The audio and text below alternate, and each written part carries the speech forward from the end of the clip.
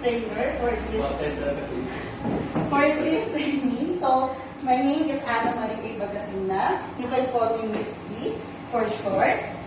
So, the program offer of ours, of this school, of this training center is first is the front office services NC2, bookkeeping NC3, contact tracing services NC2, and barangay health service NC2. By next year, possible, madalagdagan tayo ng bartending and ongoing na ang ating documents. For anything else, I would like to start for attendance matters. So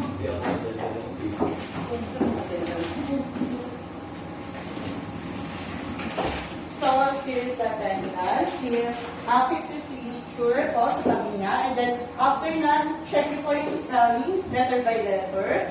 Kasi kung ano nakalagay yan, ayun ang i-indicate sa certificate. So, use a blank ball pen or ihalagay. And next, are you ready? So, let's start. So, before anything else, sa session na to, we tackle about the first is the data that reading instrument, or also known as a previous characteristic form. So, ito, give you 5 minutes to answer this. Then, kasama nito ang learning style para malaman natin kung anong learning style ang pwede natin gamitin for the whole training. And then, self-assessment checklist.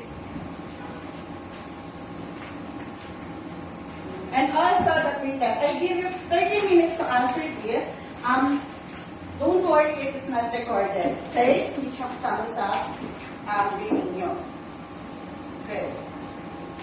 So for your assignment, to those who check yes or any competencies, please bring any proof of competency related in your knowledge and skills. So after answering the checklist, make sure na meron kayong certificate related doon sa prior knowledge na sinagutan mo.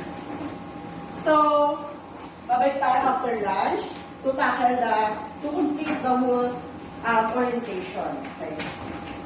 Okay, good afternoon again.